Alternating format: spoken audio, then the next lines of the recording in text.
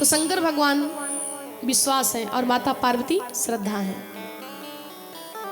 शिव जी को दुनिया में जितना सत्य प्रिय है कोई भी चीज उतना प्रिय नहीं है शंकर जी को। सत्यम शिवम सुंदरम। हाँ, तो मैं बता रही थी कि गोस्वामी जी ने 7 ही मंत्रों को क्यों लिखा और 7 ही कांड को क्यों लिखा रामचरितमानस में। 7 कांडों को रामचरितमानस में इसलिए लिखा है क्योंकि प्रथम में 7 मंत्र भी लिखे हैं बाबा ने और एक एक श्लोक एक एक कांड का प्रतिनिधित्व करता है। और दूसरी बात यह है रामचरितमानस में गोस्वामी जी ने पहले 7 मंत्रों को या तो इसलिए लिखा होगा कि एक हफ्ते में दिन कितने होते हैं, दिन भी 7 ही होते हैं, या तो इसलिए लिखा होगा कि कहीं हमारे ये भक्त ये न कहने लगे भैया प्रथम में मंत्र तो 6 हैं और एक हफ्ते में दिन 7 होते हैं, यानी 6 दिन रामचरितमानस को पढ़ना चाहिए, 7वें दिन नहीं पढ़ना चाहिए। कोई कह सकता था, कोई विद्वान दिमाग लगा सकता था कि हमारी रामचरितमानस में 6 मंत्र हैं और हम लोग इसी के अकॉर्डिंग चलेंगे, यानी 7वें दिन रामचरितमानस को नहीं पढ़ना चाहिए। तो ये संकेत करना चाहते हैं कि मैंने 7 मंत्रों को प्रथम में इसीलिए लिखे कि एक हफ्ते में दिन भी 7 होते हैं और इस रामचरितमानस को आप उन 7 दिनों में किसी भी दिन पढ़ सकते हो। यह कोई जरूरी नहीं कि मंगलवार के दिन ही पढ़ना चाहिए या बृहस्पतिवार के दिन ही पढ़ना चाहिए। किसी भी समय, किसी भी टाइम, किसी भी दिन पढ़ सकते हो। और तीसरी बात ये है कि या तो प्रथम में 7 मंत्रों को इसलिए लिखा होगा कि संगीत के स्वर कितने होते हैं, वो भी 7 ही होते हैं। कई संगीत वाले ये ना कहेंगे भैया स्वर तो 7 होते हैं और बाबा ने मंत्र केवल 6 लिखे, यानी 6 मंत्रों में गाना चाहिए और 7वें मंत्र इस स्वर में नहीं गाना चाहिए, स्वर भी 7 ही होते हैं, ये भी कोई समस्या ना हो। और चौथी बात ये कि 7 समंदर पार तक जाएगी लेकिन कभी भी इस रामचरितमानस का, इस राम के नाम का कभी भी प्रतिनिधित्व कम नहीं पड़ेगा। हम लोग देखते हैं सदियों से भगवान की कथा सुनते आ रहे हैं, सदियों से। हमसे पहले हमारे पूर्वज, उनसे पहले हमारे दादा, कोई बता नहीं सकता कितनी बड़ी पीढ़ी से, और हम लोग निरंतर भगवान की कथा सुनते हुए आ रहे हैं, पढ़ते हुए आ रहे हैं, गाते हुए आ रहे हैं। होता क्या है, जैसे कोई फिल्मी गाना आ जाता है, भोजपुरी हो या फिल्मी हो, तो लोगों को पहले बहुत अच्छा लगता सुनने में, पहले बहुत सुनते हैं, फिर कहीं शादी ब्याह होगा तो डीजे में फिर वही नजर आएगा गाना तुमको जगह जगह पर। और फिर जब ज्यादा सुन लेते, 4-5 बार सुन लेते, तो ऐसा लगता कि उस गाना से आपका दिल भर गया है, अच्छा नहीं लगता, कहते बंद कर दो, क्या बार बार वही लगा रहे हो। 5-6 बार में ही उस गाने से आपका दिल भर जाता है। लेकिन ये भगवान की कथा, ये राम का नाम हम लोग बचपन से लेकर के इतनी उम्र आ गई है गाते हुए आ रहे हैं, प्रत्येक दिन बहुत गाते हैं, लेकिन आज तक कभी भी ये नहीं लगा होगा कि भगवान की कथा से मेरा दिल भर गया है। लगा कभी? कभी भी एहसास नहीं हुआ। चाहे कृष्ण कथा हो, चाहे राम कथा हो, जहाँ भी जाते तो कथा सुनते हैं, घर में भी 1-1 घंटा पूजा करते, लेकिन कभी भी दिल नहीं भरता। क्यों? यही तो इसका महत्व है, यही तो इसका लगाव है।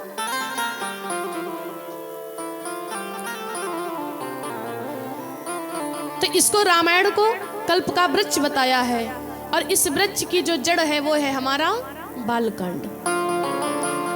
क्योंकि कोई भी वृक्ष होता है सबसे नीचे जड़ होती है। बालकांड को जड़ क्यों बताया है, सभी भक्त ध्यान से सुनेंगे। बालकांड को बाबा ने जड़ क्यों बताया है? जड़ इसलिए बताया है क्योंकि जिस वृक्ष की जड़ मजबूत होती है ना, जिस पेड़ की जड़ मजबूत होती है, फिर कितना भी आंधी तूफान आए, चाहे पेड़ के बराबर जल भर जाए बरसात में, लेकिन जिस वृक्ष की जड़ मजबूत है, दूर दूर तक फैली हुई है, वो हिल तो जाएगा लेकिन कभी टूट नहीं सकता। क्यों? क्योंकि उसकी जड़ मजबूत है। और वैसे ये हमारे ग्रंथ की रामचरितमानस कल्प का वृक्ष है, और इसकी वृक्ष की जो जड़ है बालकांड, इसकी भी जड़ बड़ी मजबूत है। और बालकांड के बाद में कौन सा कांड आता है? अयोध्या कांड। और जब अयोध्या कांड आया तो अयोध्या कांड को जड़ के ऊपर का जो भाग होता, थड़ कहते हैं उसे, उसको बता दिया कि ये थड़ है रामचरितमानस की। ये कल्प वृक्ष की थड़ है, ये पीठ है।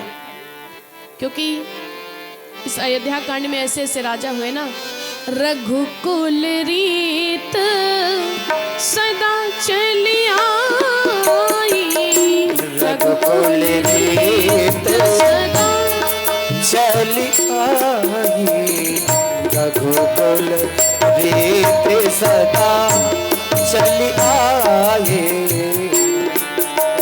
रीत सदा चली आई। ये हमारी रघुकुल की रीत थी। कौन सी? रघुकुल रीत सदा चली आई, रघुकुल रीत सदा चली आई। कौन सी रीत? प्राण जाई पर बचन न जाई, प्राण जाई पर बचन न जाए, प्राण जाई पर बचन न जाए, पर वचन न जाए, पर वचन न जाए। ये हमारे रघुकुल की रीति थी।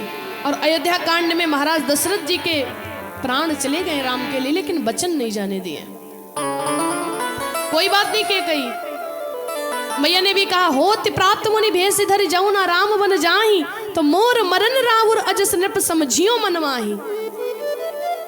अगर कल राम बन गया तो महाराज राम की ब्रह में आपकी मृत्यु होगी, मुझे कलंक लगेगा। लोग क्या कहेंगे, केकई ने राम का वनवास कर दिया। अगर कल राम बन गया तो आपकी मृत्यु होगी, मुझे कलंक लगेगा। और अगर कल राम बन नहीं गया तो कल मेरी मृत्यु होगी, आपको कलंक लगेगा। क्यों?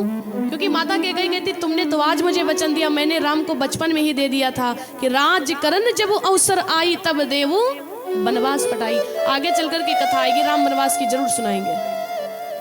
तो ये हमारी रघुकुल की रीति थी।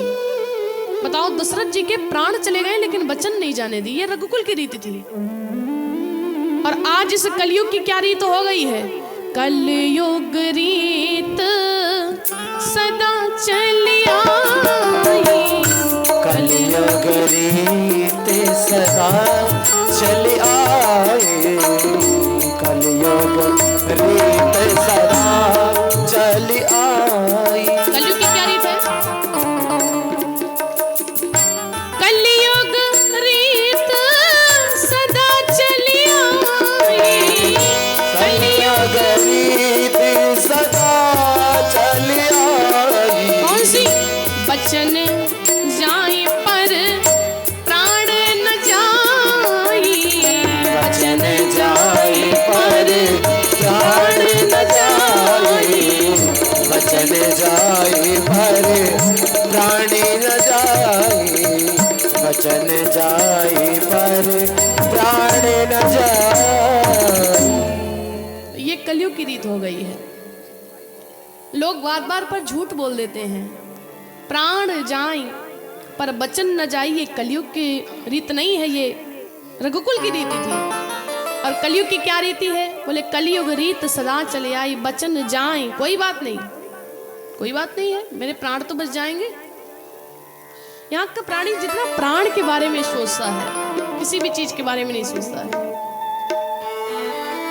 लेकिन जिसकी बात ही नहीं है दुनिया में, जो बात बात पर झूठ बोलता है, तो उसका क्या मतलब है? कोई मतलब नहीं है। जुबान बहुत बड़ी होती है। महाराज दशरथ ने कह दिया। तो ये अयोध्या कांड में राम वनवास की कथा है। और अयोध्या कांड को कल्प रूपी वृक्ष की धड़ बता दिया गया, पीठ बता दिया गया। क्यों? क्योंकि इसकी पीठ बड़ी मजबूत। ऐसे ऐसे राजा हुए, रघुकुल रीत सदा चली आई, प्राण जाई पर वचन न जाई। इसकी पीठ बड़ी मजबूत है। और जिस वृक्ष की, जिस पेड़ की धड़ मजबूत होती है, कितना भी हवा आए, कितना भी आंधी तूफान आए, वो हिल तो जाएगा लेकिन कभी बीच से टूट नहीं सकता। क्यों? क्योंकि उसकी धड़ मजबूत है। ये हमारी रामचरितमानस की धड़ भी बड़ी मजबूत है। और अयोध्या कांड के बाद में कौन सा कांड आता है? अरण्य कांड। अयोध्या कांड के बाद में आता अरण्य कांड। अब थड़ के ऊपर का जो भाग होता वृक्ष में डालियां, और जब अरण्य कांड आया तो क्या बताया, बोले कल्प रूपी वृक्ष की जो डालियां हैं वो है हमारा अरण्य कांड। किसी भी वृक्ष में डालियां बहुत जगह से फूटी होती ना, और